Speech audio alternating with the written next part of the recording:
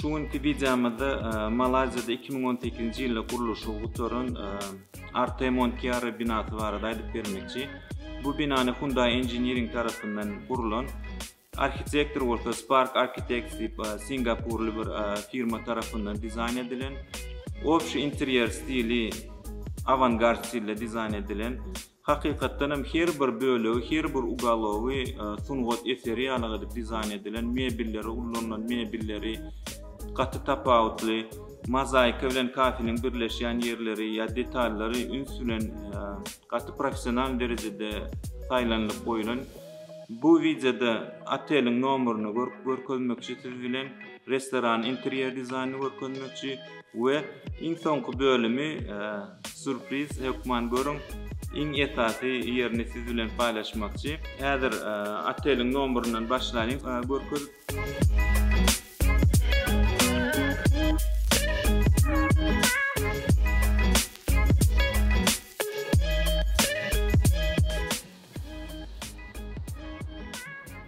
Welcome.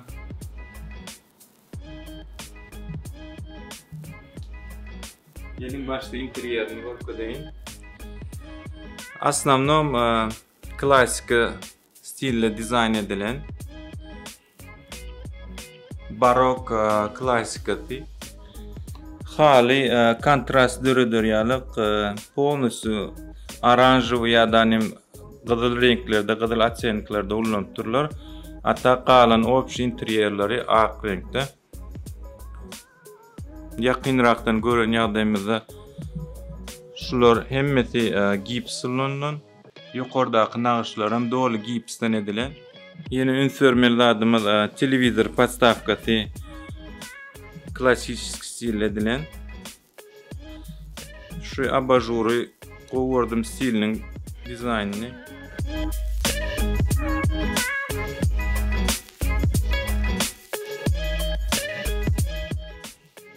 Otel dizaynına en yeterli zaten biri banyo tuvaletinin dizaynı.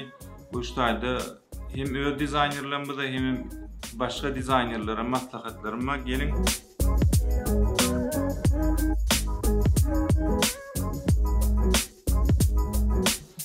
En yeterli zaten biri şu installation seti ulvanmalı.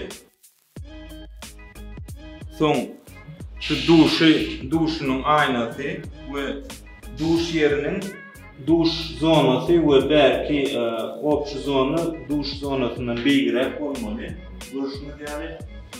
Yeni bir stille edilen cadade şu tuvaletin kurulmuş şekli daşını akşif ediptirler. Şunun arkasında su bidonu yerleşiyor ve şunun akşif ediptirler. Apışını plasmas örülen plasmas üstüne boyaptırlar. Kullanılan kağıdı, bumağı cırratı. Kullanılan materyalleri, dışarıcı materyal yani ovadan morfin edilen bir ateleken. Mesela şu rozetkalar yokman koymalı yani üstürseniz biri yukarı attı, biri aşağı attı oldu.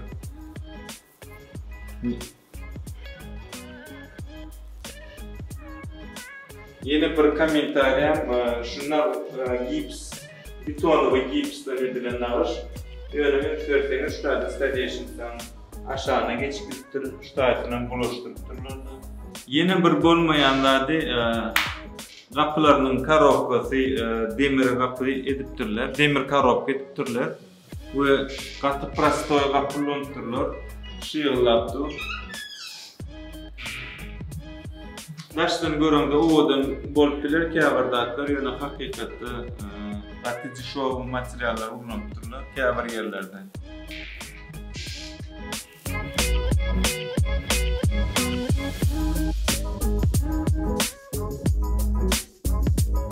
Otel dizaynına в общем iki zona bölünýär. Bir mokry zona, bärim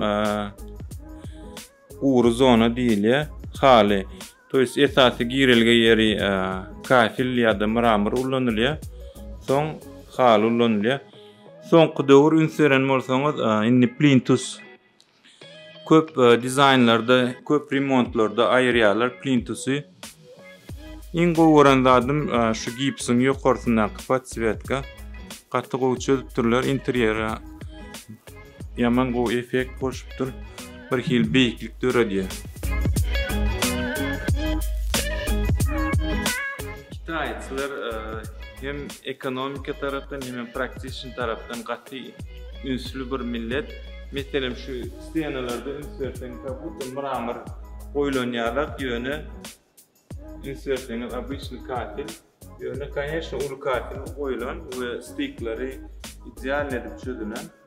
Biz şu wagt bu oteliň 5-nji etagyna ýerleşýär we şu etajda esasy mihmanlary garşalýarlar we mihmanlaryň garaşylýan zonasy diýip atlanyrlar. Şu etajda şu interyerde käbir gyzykly gören detallarmy siz bilen paýlaşatym gelýär. Esasan hem kafelleriň we mozaikalaryň goýuşlaryny we MDF işlerini nähilekke akuratny we gowy edýänlerini siz bilen paýlaşmakçy.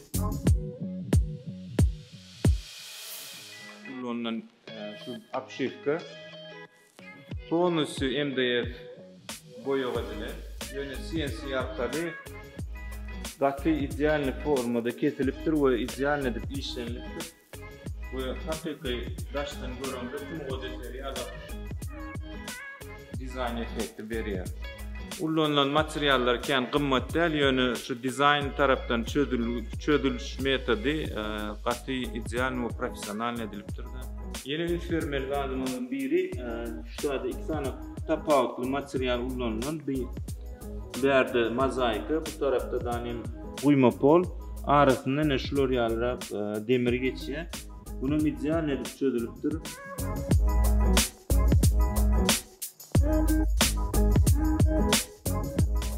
Dizayner hökmünde burada da ünsürmelle meselem hökman şu öňkü bilýän zatlarymyzy materiallarymyzy ullanman aslında has täze has ütgüşürek materiallar ullanyp dizayn etjek bolmaly. Meselem hiç wagt men özümem daşy fikir edem okdum što lustra plasmasdan strukturasy plasmasdan bolýany görşümi diýerler plasmasdan interesini lustra edip dizayn edipdirler. Meselem şu biraz ideal edip çözüpdirler. Prosta alıp şu brany bra funksiýasyny görýär we brany maksimal derejede ulanypdyrlar, ullukan edip goýupdyrlar we gatty interesni dizayn bolupdyr. Şu zona общий banya umwallikleri, banya tualetleri ikiye bölüpdyrlar. Umwallik zonasyny mozaika edipdirler polnosy. Tuvalet zonanyň obычный arka ulanypdyrlar. Umwalliklary ünsürteniz plasmasy we edipdirler we gatty stilni dizayn bolupdyrlar.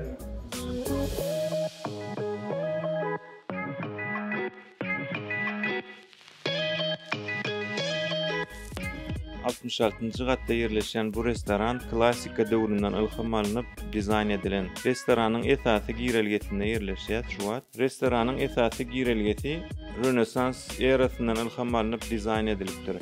Görşüňiz ýaly esasy dekorlar hem şol döwürde dizayn edilen elementler ullanılypdyr.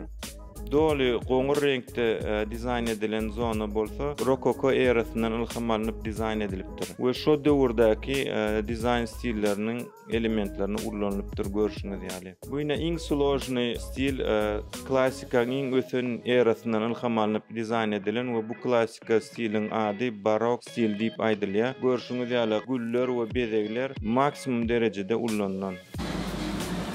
Anan martana dostlar, şu restoranyň içiniň dizayn eden we guruluşyny eden Osimhan komandasy opşy hemme iş ýerlerini işdaýda suratlaryny goýupdyrlar. Trilo format ýokmyna. Bulem biziň ýurdumyzda gatty uly awry, hemem şu wagtky edýän meru proýektimizde de şular jogap berýär klassik işlerine.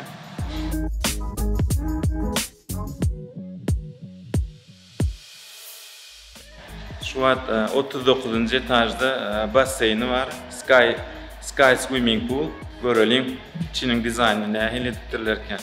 Özüme de hakykatdan gyzykly. Ýörüýte bellenlik zaýpsy bolduk şoň. 39-njy gatynda yerleşen bu basseyn hakykatdan hem hökman görkezämel yerleriň biri we size sürpriz diýen yerimiz hem şu basseyn.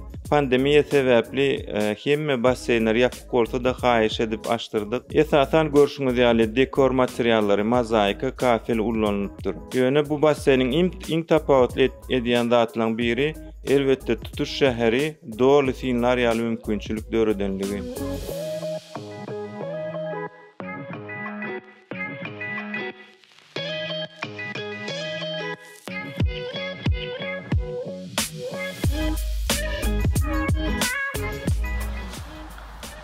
Arkitektura ilmi esasan kıyın ilimlerden bir ilim sebäbi başta şular ýalakatlan gurup boljakdygyna mümkinligine özüň gözi ýetirmeli, soňa guruluşyk inženerlerini şular ýalak işin edip boljakdygyny inandyrmak kıyın bir işlerden biri.